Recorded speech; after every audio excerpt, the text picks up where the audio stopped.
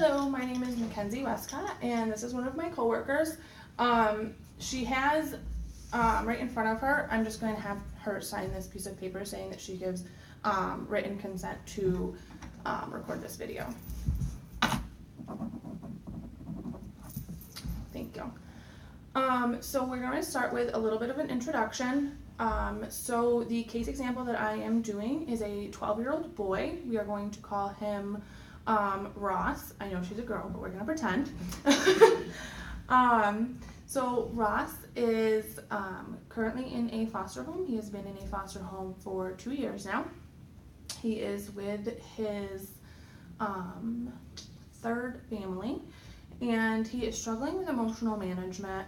And we're gonna see a few examples. Sometimes this can lead to physical aggression, a lot of times defiance and verbal aggression. And then we're also going to look at another example because Ross is freed for adoption and he is currently waiting to be adopted. So we're going to look at some examples on that as well. We are going to be using cognitive behavioral therapy, or CBT.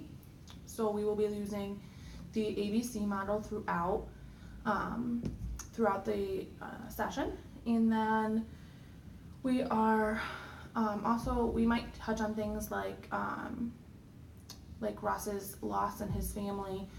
He has lost his mother and his older sister, and then his 2 siblings are also currently placed, but they are placed residentially. So that will be something that might come up, might not come up, depending how things roll out. And then the theories, obviously, we're talking about are cognitive and behavior theory, which do combine to form cognitive behavioral therapy. So we can get started with that, and hopefully everybody enjoys the little role play we're about to do. So,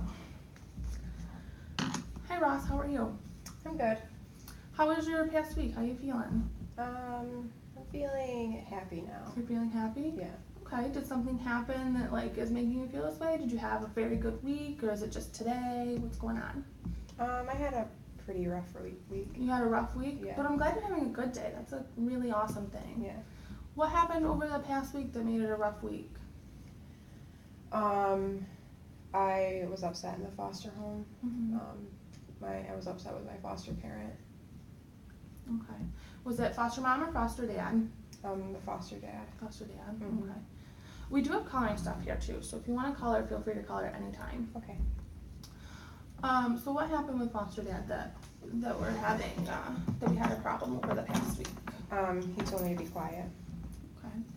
And how did that make you feel? I didn't want to be quiet. That's understandable. There's times I don't want to be quiet either. we want to be heard, right? Yes. Okay. So, was there a situation going on that he asked you to be quiet, or what did that look like? He told me that I had to be quiet because he was trying to have the baby take a nap. Mm-hmm. And how old's the baby? 18 months. 18 months. Okay. Well, I guess I can see both perspectives from that. What caused you to not be quiet? I was just trying to talk instead of play on my tablet. Mm-hmm. Like he wanted me to. Okay. Well, I'm sorry to hear that you had a rough week. How did the situation end? I know you said that you were asked to be quiet and that was because the baby needed to take a nap. How did the situation end right there? I ended up freaking out on the foster family. When you say freaking out, what does that look like? I screamed at them and I slammed my bedroom door. I know in the past you could get physically aggressive with other people. Did you this time? I pushed the foster father before. Okay. I slammed my bedroom door. Okay. And after you slammed your bedroom door, was that the end of it, or did they try to address you after that, or did they just let you have your time and space? While I was in my room, something really upset me too. What was that you in your room? I saw a spider and it scared me. Spiders are pretty scary. Yeah. So after you saw the spider and it upset you, did that cause things to get worse, or did you just let it roll off your shoulders? No, it got worse. It got worse. Yeah. What does worse look like? I started freaking out and I like opened the door and I went out and screamed at the foster family Okay. while the baby was trying to sleep. Okay. I just don't like to be told what to do. Well, I think everybody feels that way a little bit. Were you able to use any of your coping strategies or your coping skills when you felt that way? I don't think so. You don't think so? No. Do you remember what we identified as your coping skills? Or can you come up with a few for me off the top of your head? Was it walk away? Walk away could be a coping skill. Now, how can that be a coping skill? Do we want to walk away mad, or do we want to walk away and say, I just need my time? Walk away and just say I need my time. Okay. And we can do that respectfully, right? Yeah. Okay. And it seems like you maybe like coloring. So could that be a coping skill? Yeah. Okay. So some other things I know that you've said in the past that you enjoy are things like reading or going outside and playing baseball. Could we incorporate any of those as a coping skill? Yeah. So those are things that maybe we could do when we're sitting at home. What about if you are in school and you get upset? Well, I know that I probably won't be able to walk away in school because I won't be able to get up and like leave the classroom. But maybe some breathing techniques to calm me down. And what type of breathing techniques are you thinking? I don't know. Well, sometimes what I like to do is I start at 10, and every time I inhale and exhale, I count backwards one number. Do you think that's something we could try? Mm-hmm. Do you want to try it now? Sure. Okay, so we'll do it together. So in, so that's 10, 9, 8, 7, 6. You want to count the last 5? Sure. 5, 4, 3, 2, 1. How do you feel after doing that? Calm. Calm? That's a good feeling, right? Yeah. Okay. So I know we haven't really got too much into what I'm going to call an ABC model. And this is just part of, kind of what situation triggered us and then what emotions we felt and maybe how we reacted to that.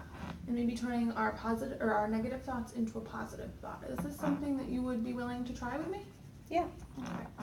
So we're going to start with our A stands for an activating event. So that's our situation. Our B is our belief. So that's how we're, what we thought because of what happened. And then our C is our consequence. So that could be something like what you did, what your action was, or how you were feeling. Does that make sense? Do you have any questions? Okay. So I know one of the things that that we just talked about, I'd like to do it with the situation that we just talked about. Is that okay with you? Okay, so we're going to draw a little table, and if you want to copy the table on your paper, that's fine. And I'm just going to label it A, and C. Did it the wrong way? That's okay. There. Just give you room to do a little bit more, right? Yeah. Okay, so A is our activating event. So do you know what situation, can we talk about what situation again? What would we put there? What was the situation? Being told to be quiet. Okay, so that was foster dad told you to be quiet? Okay, so that's what we're gonna write under A then. And I'm just gonna write it too, that way I can look at mine and you can look at yours, and that way I'm not leaning over your shoulder.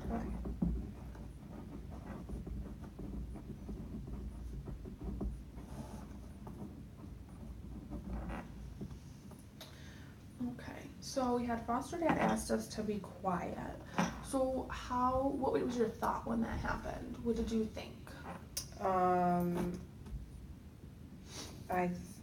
Like I said, I don't like to be told what to do. Mm-hmm. So I just thought that like he was telling me what to do and I didn't want to be quiet. Okay, so you thought maybe he was trying to be bossy? Could that be a word? Okay.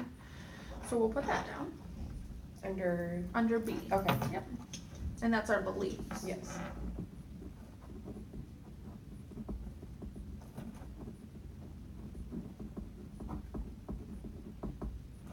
Did you have any other beliefs or thoughts when that happened? For a second, I thought maybe the foster parent cared about the baby more, Okay. because he told me to be quiet when I didn't want to, but he still wanted me to be quiet because the baby needed to sleep. Mm-hmm. So do we want to write that one down? Sure.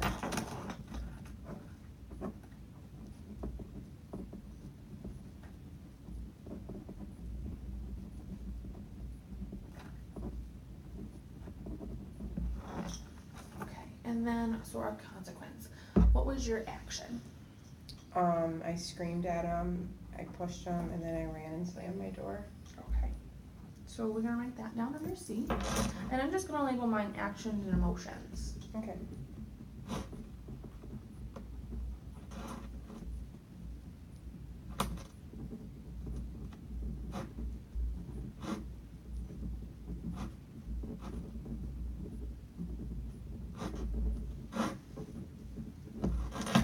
So when that happened, how did you feel? Sad. Okay. So I'm gonna write sad for you. Do you think you can write sad? Mhm. Were you feeling any other way, maybe? Maybe a little angry. Okay. So I'm gonna write angry. Can you write angry? And then was there any other feelings there, or do you think that was about that? I think maybe I was a little jealous because the baby was getting a little bit more attention than me Okay. at that time. I think that's a fair feeling. So I'm gonna write jealous as well. Alright, so now we wanna turn this into something positive because we wanna be able to practice turning things that maybe we're thinking that are negative into something positive so that maybe we don't have to react the way that we did in this situation. How do you feel about that? Is that okay? Okay, yeah. Okay. So our activating event, we already know is going to be your foster dad asking you to be quiet. So we're gonna leave that. Okay, so I'm just gonna draw an arrow just for time's sake. Okay. And then your belief here was your foster dad was being bossy and your foster dad cared more about the baby than you. Is that correct? Mhm. Okay, so what can a positive thing be? How can we flip that to be a positive thing? Maybe the baby needs sleep at Okay. that time. So can we write that down? Yeah. So our new belief would be that the baby needs its rest.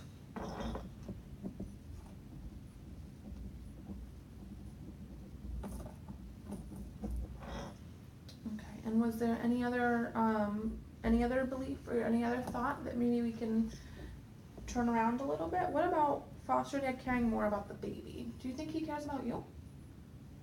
I think so. Okay, so maybe in this situation, your foster dad was trying to teach you something. Yeah. Maybe teaching you there's a time and a place for an inside voice and an outside voice. Mhm. Would that be fair? Mhm. Okay. Do you feel that way, or are you just saying okay because it's a suggestion I made? No, I feel that way. Okay.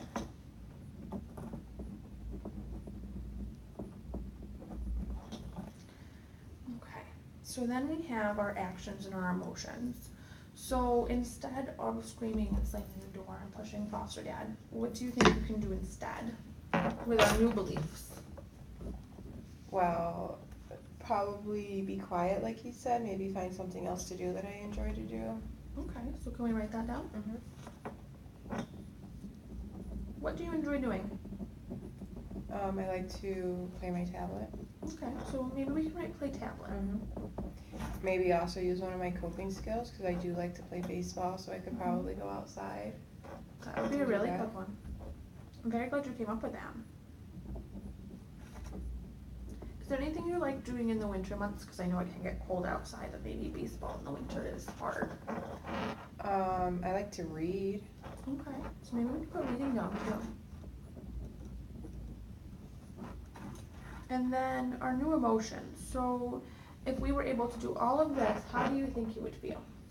I'd probably be a little bit more calm Okay. and realize that my foster parent it's not that he doesn't like me or care about me. It's just that Mhm. sometimes other people are going to have needs too. That's a very good way of looking at it. And I think we did a really good job here. I think you helped me understand a lot of what was going on in the situation. And I think for the most part, I think you came up with a really nice way to turn it around and make it a positive thing. So I know another thing that we had mentioned in a past session, and we have a little bit of time, so I'd like to do another one of these, if that's okay. Okay. So something you had mentioned in a past session to me was that you struggled with the idea that you were in with families that didn't want to adopt you, but they wanted to be there for you in the future. So do you think that's something we could do an ABC chart for? Yeah. Okay.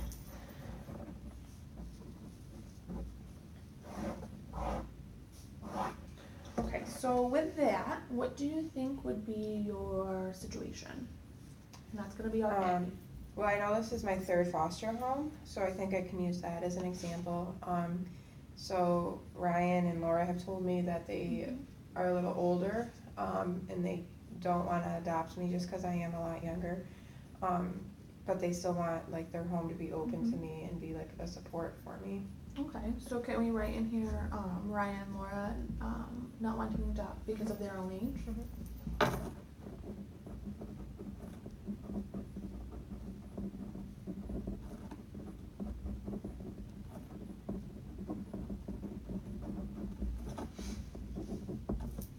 And then, when you learned that information, what did you think? That they didn't care about me. Okay, so can we write that down? And that's gonna go under our B.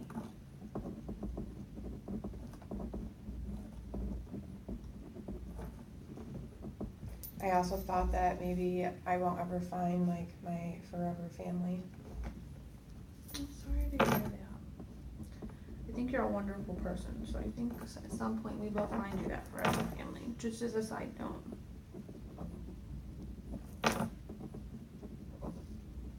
And we're gonna work really hard on it, right? What else did you think?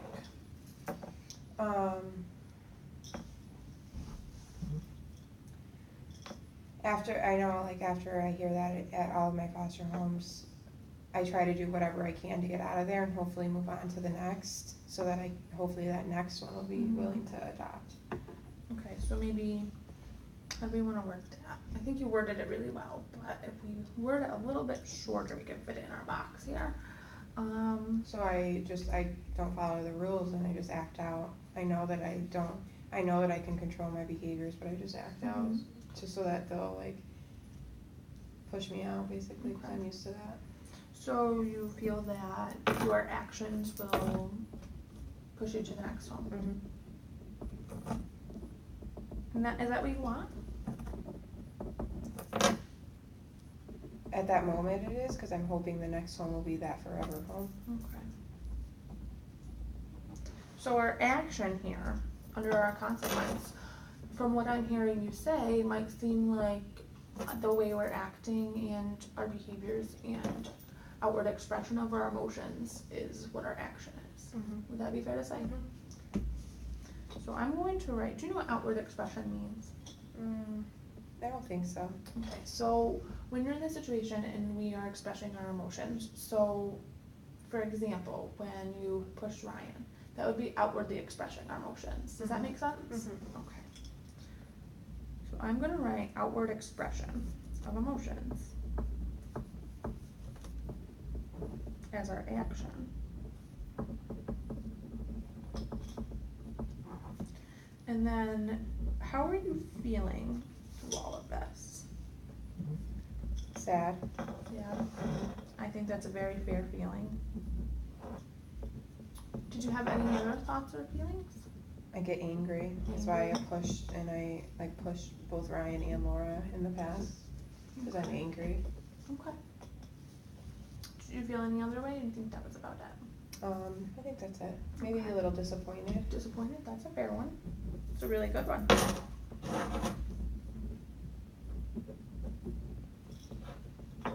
Okay, so let's go over to our activating event we know is going to what? Be the same. So Ryan and Laura don't want to adopt because of their age. So I'm just gonna draw an arrow again. And then how can we turn our beliefs around? So you thought they didn't care. So, Maybe thinking that they do care because they're thinking about the future.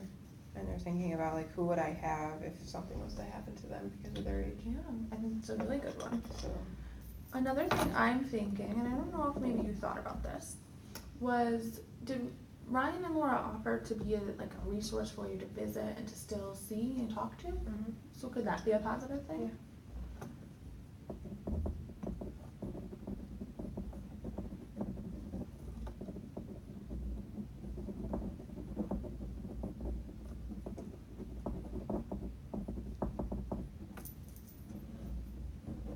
Okay. So another thought you had was you won't find your forever family. Mhm. So how do you think we can turn that one around? Maybe Ryan and Laura could help me find my forever family too. Like, we could work Yeah. together. I like that idea.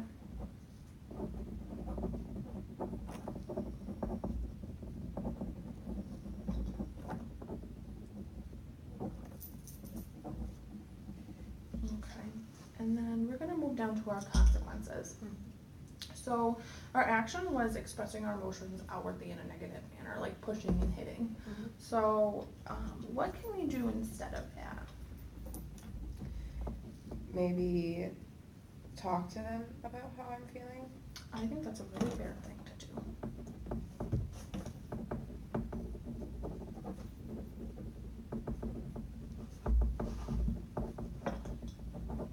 And then how, if this all played out perfectly, how do you think that would make you feel? I think that I might still be a little like disappointed, but I also would probably be happy that I still have a support, even though it's not them being my parents, but it's them being like a resource for me. Okay. So I'm gonna write happy and write happy for support. And for being a resource.